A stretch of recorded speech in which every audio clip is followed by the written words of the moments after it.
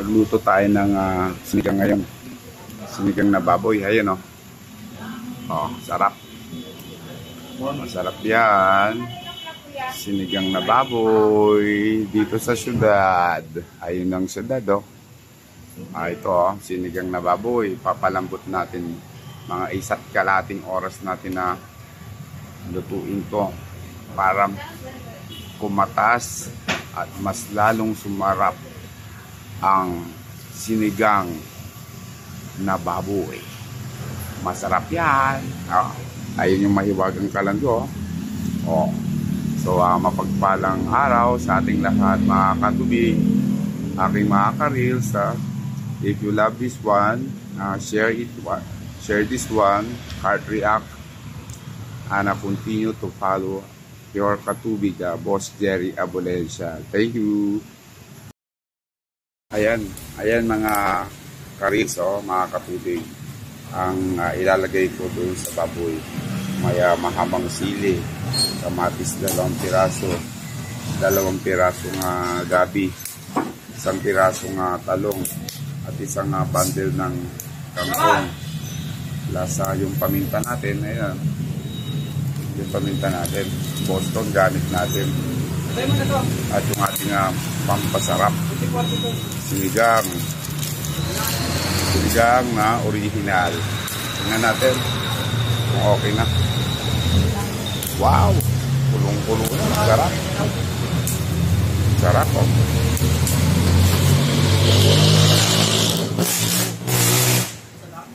Napakasarap po.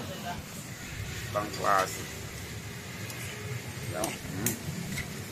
Kailangan kasi pag sinigang mga katubig, mayroon tayong taba para pag kagat mo yan, isang napakasarap. Sarap. O sarap po. Wow. Picnic sa Malate. So dagdagan natin ng tubig.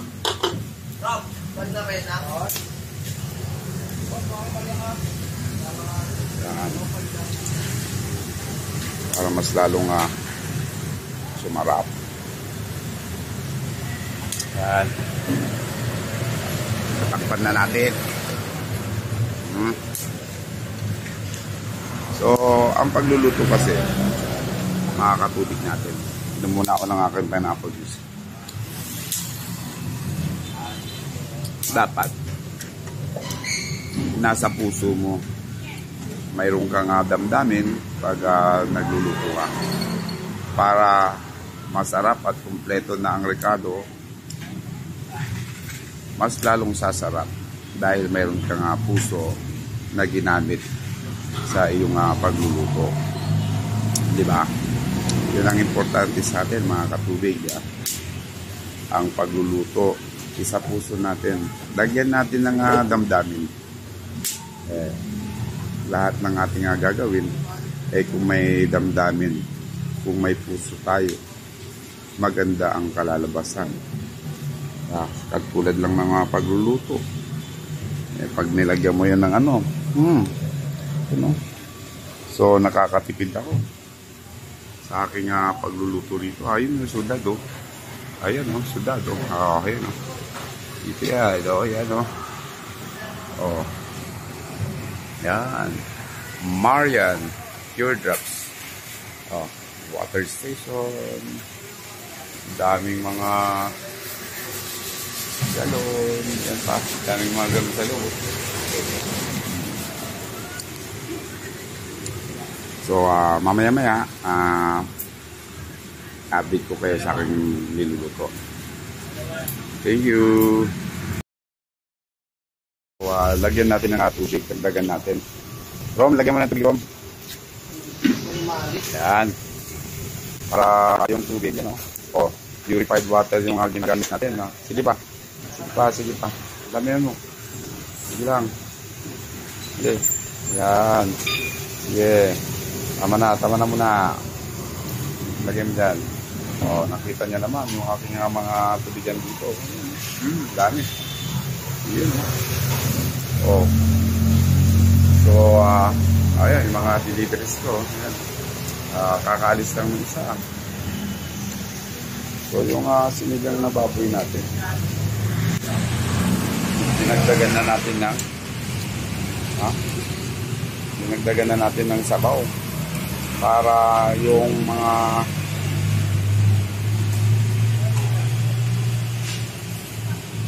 ilalim ng karne siguradong lutong-luto siya at masarap kagatin. Diba? Aking mga kaibigan, aking mga karils dyan, di ba? Ganyan ang pagluluto. Kung ang pagluluto mo ay natutuwa ka sa ginagawa mo, sumasarap. Mas lalong sumasarap habang niluluto mo siya. So, yung ating gulay, nag-aantay lang. Ayun lang. Mamaya, binabad ko lang yan. Mamaya, hugasan natin. So, napakasarap. Espesyal na napakasarap. Inom muna tayo. Ayun, ayun yung mga deliveries ko. Dami. Ayan, nakita nyo naman. Dami. Araw-araw. Magmula Lunes hanggang Linggo. So, dito ko kinukuha yung pampaaral ko sa aking mga anak. Sa aming mga anak, dito namin na kinukuha. Malaking bagay sa amin to yung aming water station. So, mamaya update ko ulit kayo kung pwede nang ilagay natin yung ating gulay. So, check it out again. Do share, part react. Thank you.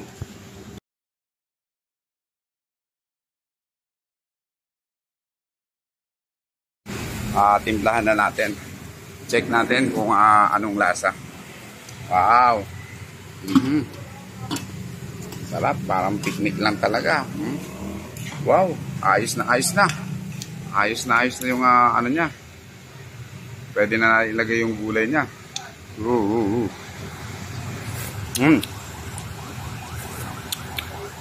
So, kulang siya ng asin.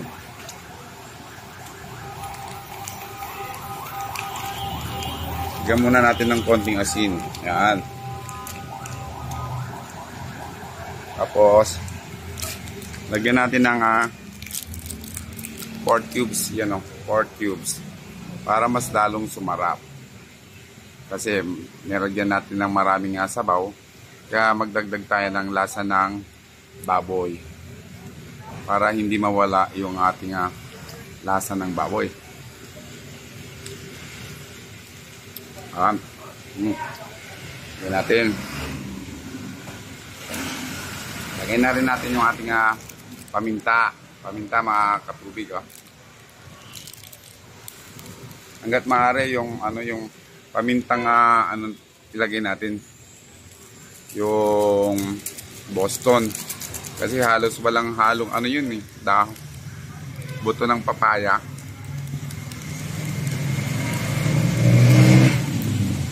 Yung iba kasi may halong buto ng papaya. Kaya kahit marami kang ilagay.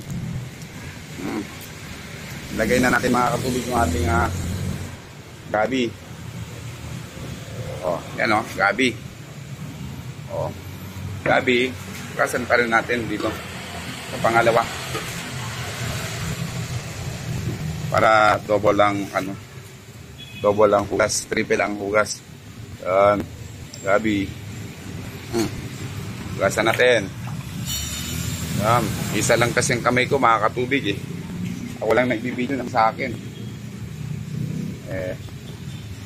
Hindi pa tayo, wala pa tayong budget. Yun, sarap.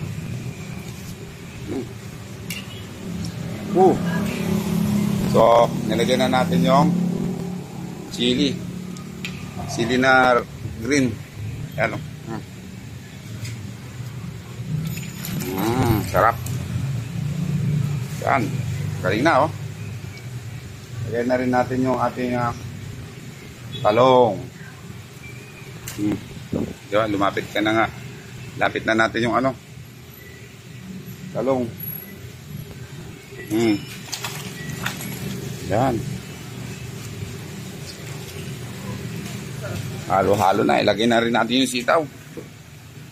Ating mga sitaw.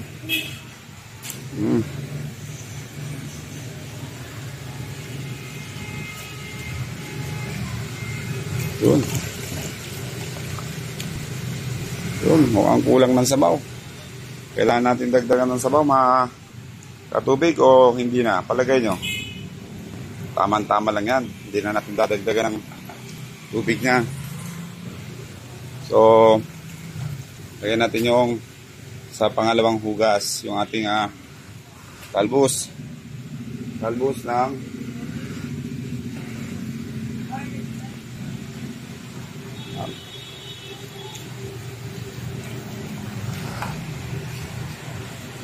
so, isabay na rin natin yung ating special. Ito, sinigang na original.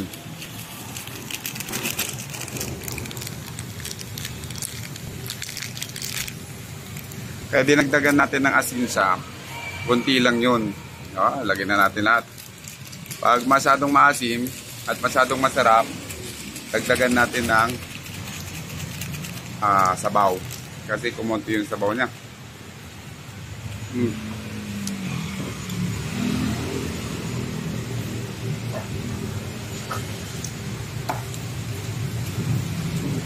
Tapan na lang natin para lutuin na natin yan. Masarap yan.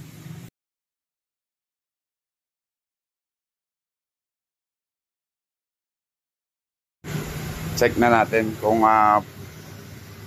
okay na at pwede na natin ilagay yung ating talbos ng yun sarap. Yes, sir. Sinigang na baboy. Ay, sa kalakpak yan. Wow. Ang sarap talaga Pangklase. So natikman ko na to kanina. Sobrang sarap na siya. Sobrang sarap. Ibang klaseng sarap. So ilagay na natin yung ating last touch.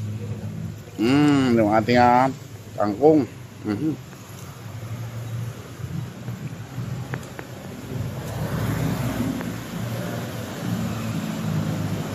Sarap. Yan na. Yun na ang huling bahagi ng ating sinigang.